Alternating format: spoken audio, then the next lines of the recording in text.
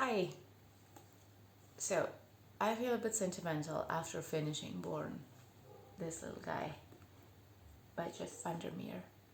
And I felt like I wanted to share my thoughts in video format, which I've never done before and which is really cringy, and I feel very self conscious right now.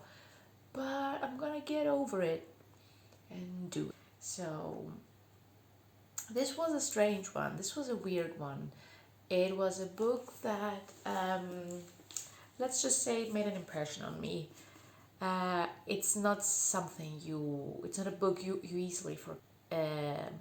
It's definitely not a book for people who have never read anything more experimental or weird or fantasy, but we don't have that problem here, I suppose.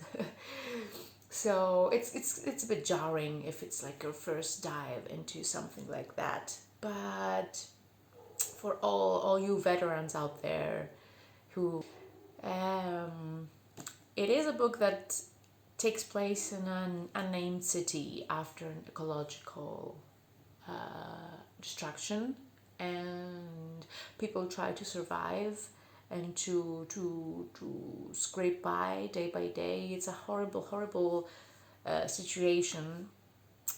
Actually, the descriptions of the city, of the ruin, of the decadence of everything are very vivid and very dark. There are many points in this book where it's sad and dark, and it has like it's natural. It's a fucking post-apocalyptic book. It will bring out those sorts of feelings, but also at the same time, it's a very, like I said in my first sort of like thought about it that I posted. It's a very tender book. There's lots of tenderness here, lots of humanity here. Our protagonist Rachel, she discovers a little creature, little flubber, little. I had him in my mind as a little flubber, that green slimy thing, and she finds him on the back of a giant bear because, by the way, this city is governed by a gigantic floating bear called Mord. And yeah, it's as weird as it sounds. You're like, what the fuck? But if you read it, it makes kind of sense because in the city there are also the remains of a company. It's called the Company, which is like the organization who is responsible for the destruction of the city. They made lots of experiments with biotech, with engineered like animals, people, and stuff like that, and they created this thing. It was sort of an experiment gone wrong. More this giant flying bear, and he's sort of the tyrant of the place. He's like a god basically, and people scavenge on his back to find stuff to eat because people are trying to survive. So our protagonist finds a little Borne on the back of this giant bear of Mord, and she names him Borne, and she takes him with her. She lives in a sort of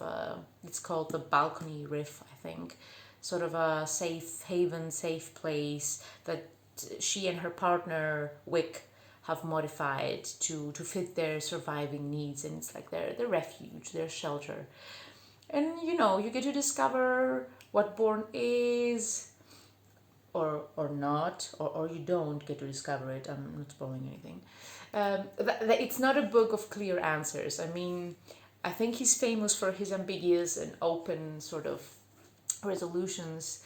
You get some answers in the end, but at the same time you don't. It's a little bit of both, which it's very well done here. It didn't leave me feeling annoyed or like, what the fuck was that? I don't understand. It was very, very well done.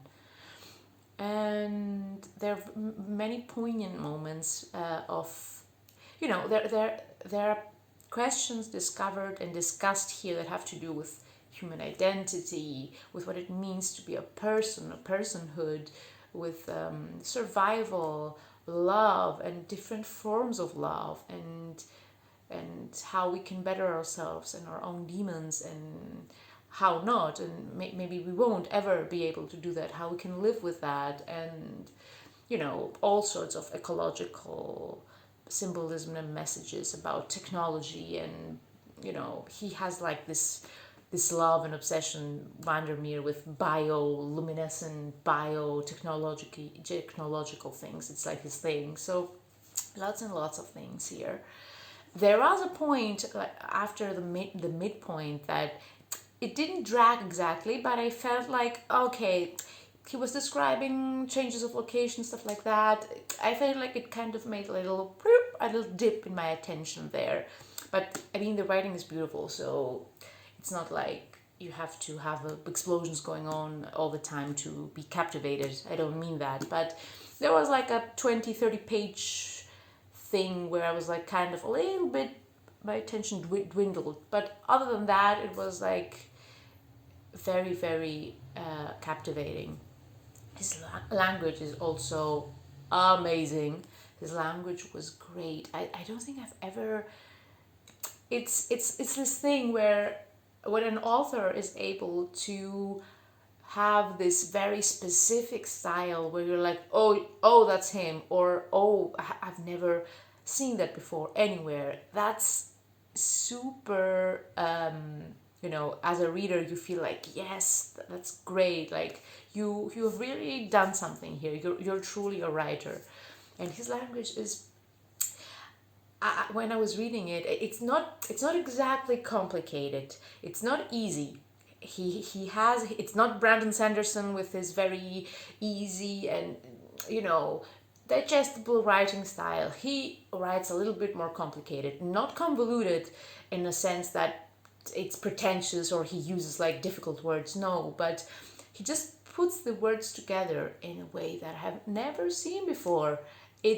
I would describe it while I was reading, I was thinking, it's like a puzzle that, you have the instructions of the puzzle, how you are to solve the puzzle, and you have to put the pieces together in a certain order for that to happen. But he just takes the pieces, the language in this case, and he puts the pieces together in all sorts of weird places that are nowhere in the instructions, but somehow he gets to solve the puzzle with this different arrangement, and the puzzle is even more beautiful than the original puzzle would have been if you followed the instructions. You know what I mean? That's like my way of describing it. You need to be a bit more focused when you read him. It's not the book where you can have the mixer is mixing stuff and television is playing, and you have to be a little bit more focused and to be able to absorb his sentences, because it's the first time where I was actually feeling like I wanted to take annotations, like oh wow, I want to put like a sticker here so I can reread that later, because there's so much to gain from his sentences. And I think if you reread it, you will discover even more things from what he's saying, because it's very beautiful, very touching stuff, and said in a way that is very, very different and heartwarming, So even though he was describing many gruesome things, many violent things, it wasn't like all daisies and rainbows in this book. On the contrary. Yeah, I won't go into spoilers, what this all means or how it ended or anything like that, of course. It's a book that you can read on its own. It's not like, it has a type of sequel, which is Dead Astronauts, but it's not a sequel. It just plays in the same universe and explores like a different aspect of it. It's not a sequel. This is a standalone book, I would say.